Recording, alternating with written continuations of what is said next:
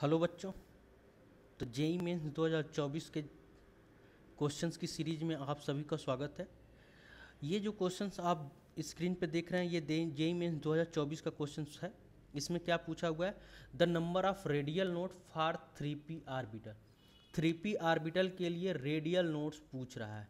तो सबसे पहले रेडियल नोट्स बताने से पहले मैं आपको बता दूं नोट्स क्या होता है, क्योंकि नोट्स में बहुत सारे बच्चों को डाउट होता है कि नोट्स क्या होता है। तो नोट्स उसको बोलते हैं जहां पे probability of finding the electron is zero. जहां पे इलेक्ट्रॉन के पाए जाने की प्रोबेबिलिटी जीरो होती है उसको हम लोग बोलते हैं नोड्स। नोड्स दो तरह के होते हैं, एक को बोलते हैं रेडियल नोड्स और दूसरे को बोला जाता है एंगुलर नोड। ठीक है, रेडियल नोड्स क्या होता है, तो जहां पे स्फेरिकल्स नोट्स क्या हो जाए, जहां पे स्फीयर के फॉर्म में नोट्स प्रेजेंट हो उसको हम लोग बोलेंगे रेडियल नोट्स।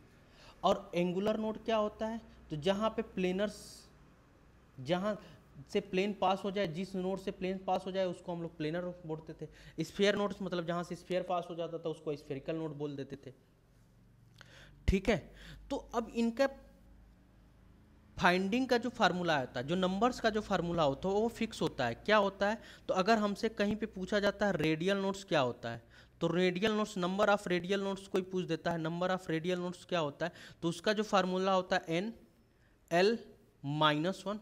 और नंबर ऑफ एंगुलर नोट की बात आ जाती है तो वो कितना होता है, तो नंबर ऑफ एंगुलर नोट्स जो होता है वो एल के बराबर होता है। अब यहाँ पे एन क्या है, तो एन जो होता है N equal to number of principal quantum number.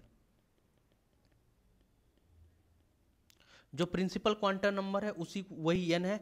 L क्या है, एजुमुथल क्वांटम नंबर, मुथल क्वांटम नंबर, जो आप लोग स्ट्रक्चर ऑफ एटम में पढ़े होंगे। प्रिंसिपल क्वांटम नंबर जैसे यहाँ पे दिया हुआ है 3p, तो प्रिंसिपल क्वांटम नंबर कितना हो जाएगा 3। अगर वही दिया होता 4s तो प्रिंसिपल क्वांटम नंबर कितना हो जाता, फिर 4 हो जाता। तो ये जो है वो n की वैल्यू है। ठीक है, एल की बात कर लेते हैं। n पता चल गया, एल क्या होता है, तो एल जो होता है वो s के लिए जो हमारा एल होता है एजुमुथल क्वांटम नंबर ये 0 होता है। p के लिए हमारा एल की वैल्यू क्या होती है 1 होती है। d के लिए एल की वैल्यू क्या होती है 2 होती है। f के लिए एल की वैल्यू क्या होती है 3 होती है। तो यहाँ पे P के लिए L की वैल्यू कितनी आ रही है 1 आ रही है। तो इस फार्मूले में हम रख देते हैं, तो क्या हो जाएगा, number of radial node equal to, तो number of radial node equal to 3 -1 -1, ये 1 है।